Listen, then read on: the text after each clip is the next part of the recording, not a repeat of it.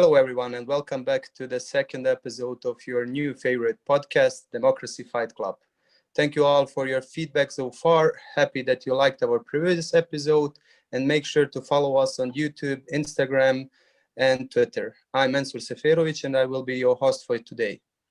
Note to our new listeners, Democracy Fight Club is a place for you to tune in and listen to you from across the globe talking about their countries, about their work to champion democracy values, and about what all of us can do together to make this world a better place. To do that, today we take you across the ocean to a beautiful country in Latin America called Panama. I'm happy to welcome our guest for this episode, Carolina Rodríguez. Anna is an attorney at law, an outstanding young woman leader, and I would add something important to us because of the format, also a fellow podcaster. Anna, welcome, and thank you for being our guest. Thank you, Mensur, and to all the team of Democracy Fight Club. It's an honor to me being here and be able to talk to you a bit about our project and a little bit about our country. So thank you. Thank you. In the very beginning, we always like to ask our guests to give us 3 words that describe their countries. So for our listeners across the world, how would you describe Panama in 3 words? Okay, I would say crossroads, multicultural, and beautiful. Okay, sounds nice. You said just 3 words. Yeah, it sounds very interesting. I do hope to visit Sunday. So it's beautiful. When I announced you, I mentioned you being a fellow podcaster. So we would all love to hear a bit about Gender Connections, a podcast that focuses on Latin America issues. As far as I know, one of your key focuses is the influence of the COVID-19 pandemic on vulnerable groups. What have been the main challenges for these groups in the past months? Yeah, well, so as you have, we developed a podcast project during the pandemic with 2 fellow friends from Argentina and Mexico, so Aline and Valentina. And we just figured that once we started talking to each other, we were like, hey, we're facing sort of the same problems in Mexico and Panama and Argentina, and we weren't aware of the issues we were facing, particularly in a pandemic context, right? How our governments were responding, leadership issues, sanitation, vulnerable populations. And so we said, hey, why won't we create just a space that we can connect ideas, inspire people, with work that fellow young people across the region are doing, so that we could reach out and inspire some people to do perhaps the same things in our communities. Because if we share, we have the vision that if we share some of the same problems, then the solutions can also be shared. And I think it has been a great window for us to sort of get to know each other a bit more, to hear from different parts of the region of Latin America, how are those countries managing those issues. We have talked about elections in pandemic contexts. We have talked about the digital gap with a specific focus on education, and how it affects, for example, teachers and students, and how it affects parents. And for example, we've talked also about financial inclusion and how it has affected, for example, indigenous populations that have historically not being part of this whole formal banking systems, you know. So we've tried to expand the scope, just in a sense of, we hope to inspire more people to do the same thing perhaps, or get ideas and do it in their communities, because we believe leaderships have to be informed and have to be sensible to what other people are facing, especially the most vulnerable ones. So it has been a great experience. I don't know if I mean, it has been hard. I don't know if that was going to be your next question, but it has been hard, as I am sure you doing the same podcast have figured out, right? Yes, exactly. You have mentioned quite a few important issues here. We in Bosnia, unfortunately, share many of them, but something that was particularly challenging in the pandemic were the elections worldwide. You mentioned it.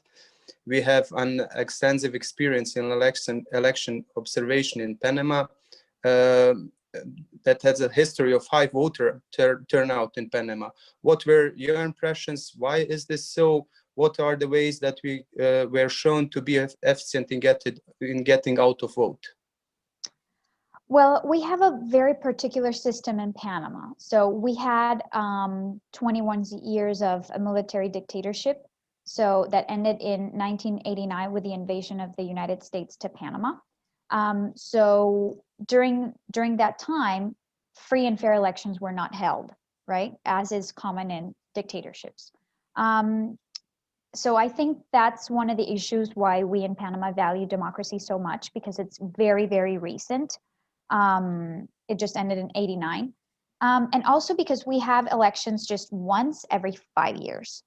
And as we were speaking earlier, I think that helps because people know that they have one shot every 5 years to elect their government officials. So it's one campaign for all positions. And so resources and the public's attention is focused just on one race, right? So I think that might help also. We also have something very particular. I don't know if it happens in Bosnia, but the political parties' structures are very solid, right? So they're the ones, for example, responsible of going to communities where they think they can have a good support in that community for their candidates and their parties, and they move resources to that community. So they provide buses and they provide lunch, and so transportation to the voting precincts, because in Panama we vote manually. So we're just over 4 million population in total. So our electors are a bit over 2 million. So we do our elections manually. There have been pilot programs to do it virtual, you know. But yeah, I think it's the political parties have a very strong structure to mobilize people to where they have to the voting sites, right? And something curious about Panama as well is the institution of our electoral tribunal. In fact, the place where the electoral tribunal is, so like their main building, it's this grand, majestic building, even more so than the one of the National Supreme Court, right? So that just signifies how much we value, even in, we have this measurement in Latin America called the Barometro of the Americas. So which sort of measures, you know, institution-wide, and it's like a poll to see how citizens react to their institutions and different issues.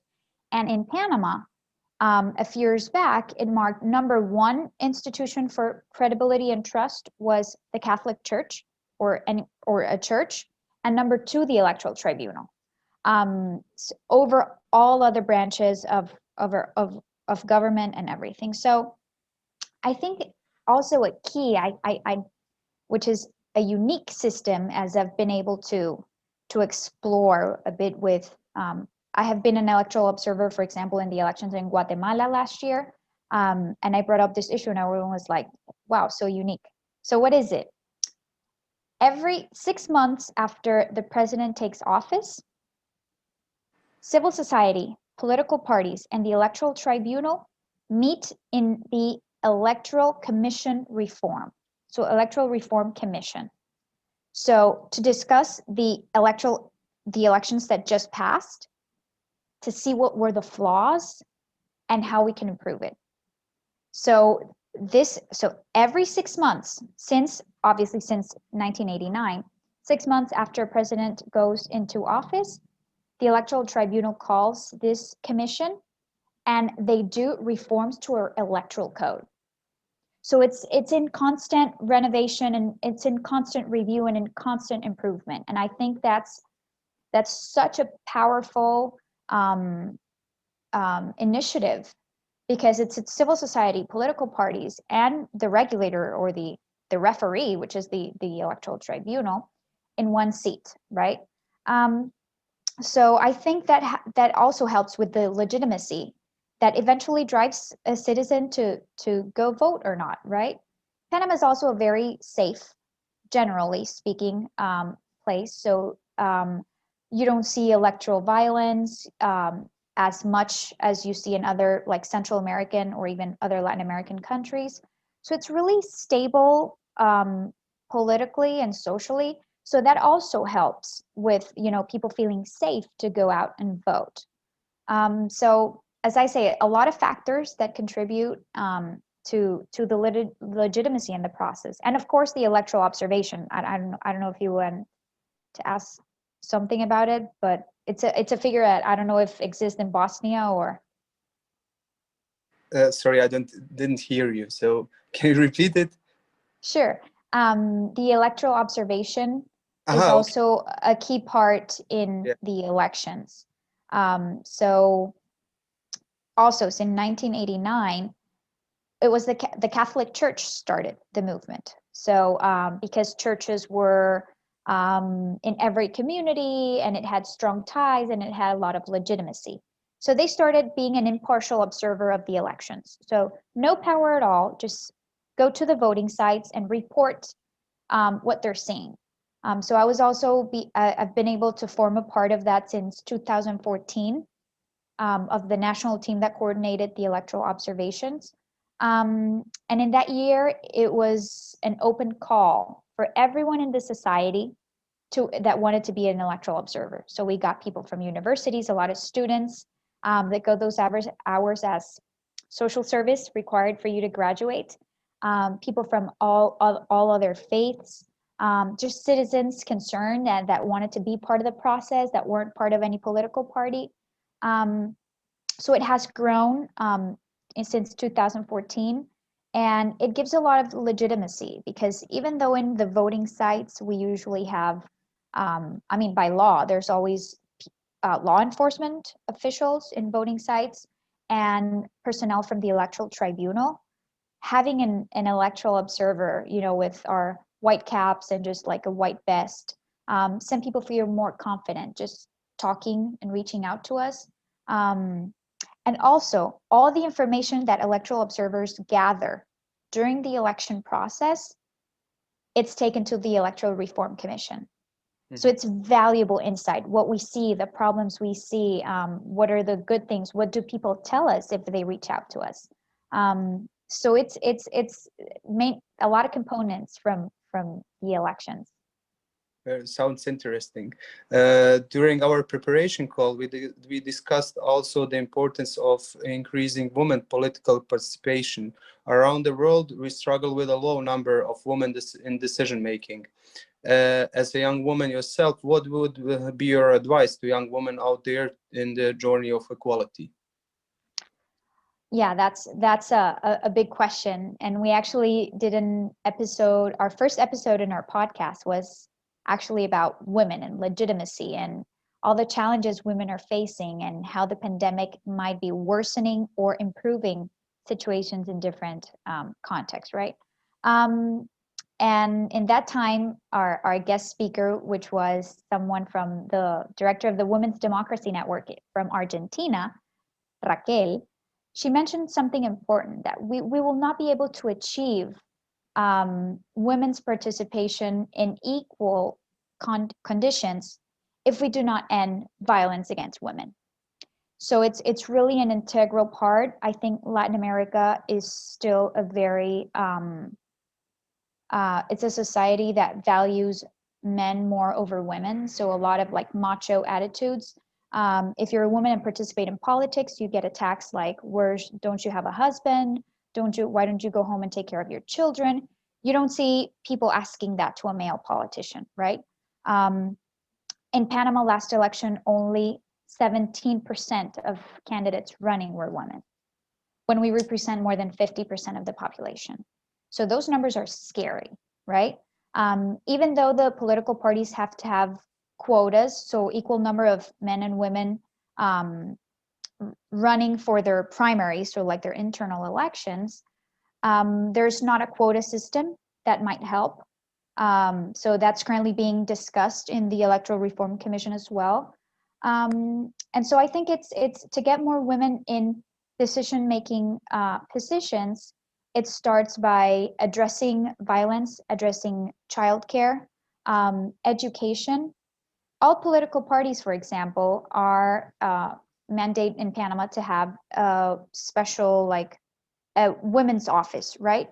That has to be in charge of, promotion and education of women, so more women get involved. But it doesn't translate. There's not a real monitoring of that. And so if you see the election day, it's women and young people that are there on the election sites that prepare lunches for all the volunteers, either from the political parties or from other actors. So women are very active in politics. They make flags and they design t-shirts and they walk with their candidates. But something is happening. There is a gap there that has to be addressed. So I think addressing systemic violence in our systems, establishing quotas for women, even if with quotas, women, for example, in Argentina, they have a quota system in the, I think it's the legislative branch, only 30% of women occupy seats there. So even with a quota system, it's a challenge, right? And that's because we have to see this from an integral approach, education, ending violence against women, childcare even, right? So in many countries in Latin America, there is no free and accessible childcare for women that want to go out and take a course on leadership, on civics, or on management, right? So I think we still have a long way, but it's an issue that has been recurring even more in other systems. I mean, all across the country, right? And the region. So little by little, it's a topic that is in the agenda, right? In the political, and most of all, feminist groups and civil society organizations are doing a great job just bringing these issues to the forefront. I agree. You have mentioned quite a few important issues here. We in Bosnia, unfortunately, share many of them. So I hope we can fight on that. So Panama and Bosnia have a similar number of citizens, but we have much more complex political system, at least when it comes to the number of political parties there are. As from my understanding, we share the common issues when it comes to government transparency and corruptions. My personal stand here is that this is something that we all youth can work together on, regardless of their backgrounds. How do you see the role of young leaders, young women, etc., in tackling these issues? Yeah, that's a big question also. And it's, I mean, I think it starts with talking about it like we are, listening to what other countries are doing, even what communities are doing, and learning from each other, right? I forgot to mention regarding electoral participation in Panama, our turnout is over 70%, and voting is not mandatory, right? So we do have a population that's eager to go out and participate. And now I'm tying it to your question now. It's because something happens, right? There's still a misconception that democracy is just voting every 5 years, right? And we all know it's way more than that. But of course, political status quo and malign actors benefit from that rhetoric, right? Just vote and go home. We'll handle it for you forever and ever and ever, right? Don't participate, don't question, don't open your eyes, don't ask for transparency, don't ask for accountability. So I think, yeah, corruption, for example, is very embedded in our society. And because it's embedded in our society, naturally it's embedded in our institutions. And I think everyone, when I see corruption, I see it as, what can we as individuals do, right? We have to examine further, what is our role as a citizen every day, right? What do we do to keep our governments in check? What do we do to keep ourselves in check, right? Our moral compass, and I think also corruption is often seen with this big broad lens of about no, it's just when someone steals money and that's it, but it's even more. We have to look at systemic corruption, right? Social and political and economic inequalities that give rise to those conducts, right?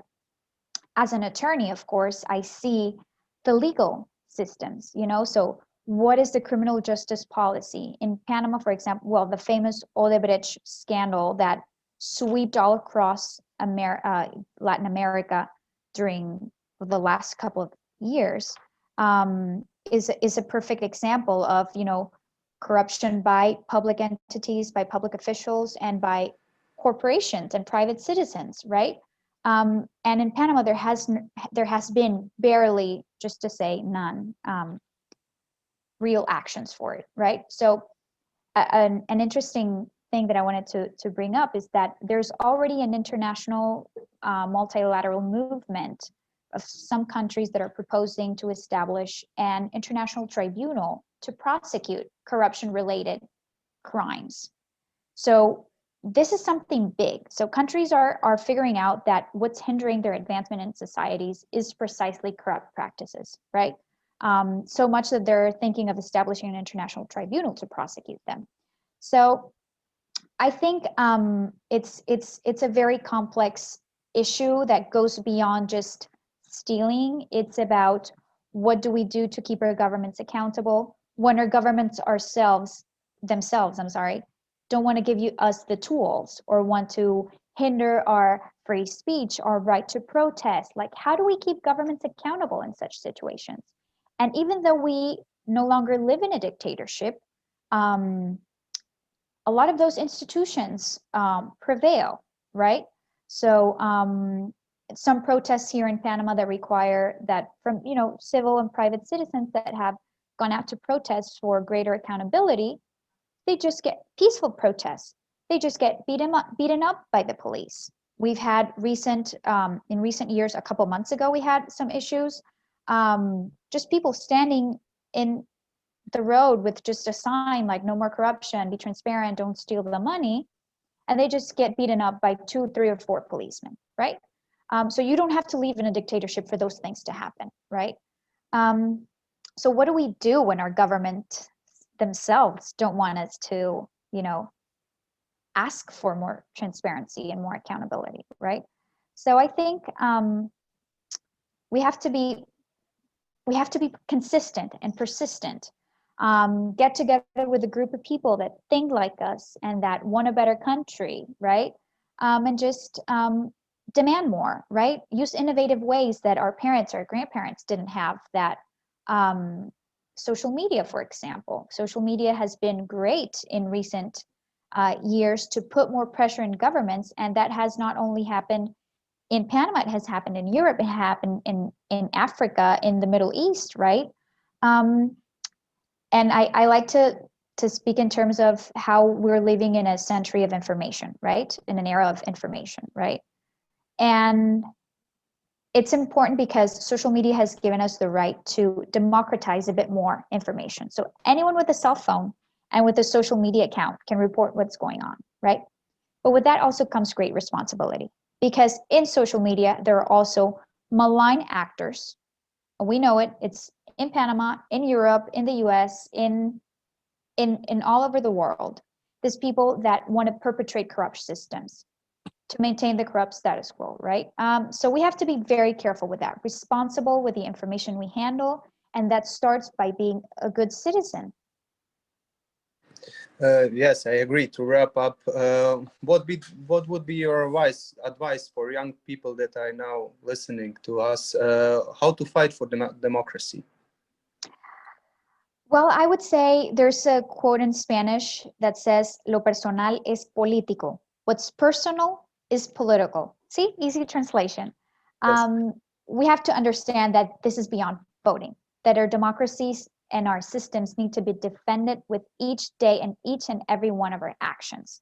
It's in those small daily actions we take, is in that call we make to our local officer or a local authority to demand something, to demand a response, a letter we send to our congressmen and congresswomen, right?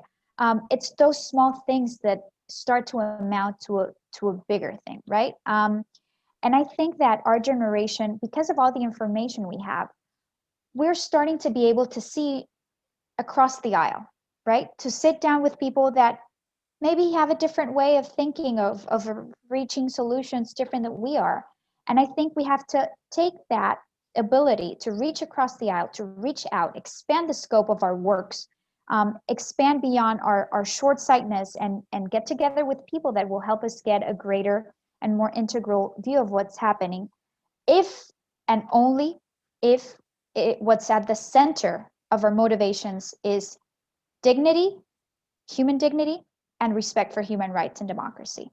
And that's something, for example, I was sort of disenfranchised at the beginning of the year, as most of us were.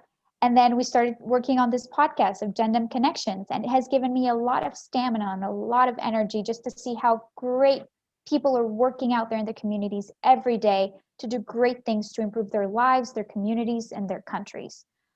So just let's look for the inspiration in the little things and make that be the driving force of our daily actions to be good citizens and to fight for a democracy every day. That's it. Thank you, Anna. It was a pleasure. And as our second guest, you are officially welcomed into our Democracy Fight Club. Thanks, everyone, for listening. Thanks, Generation Democracy, Alpi, and Irie for supporting. And make sure to follow us on Instagram, Twitter, and subscribe to our channel for more episodes. Thank you, everyone. Thank you.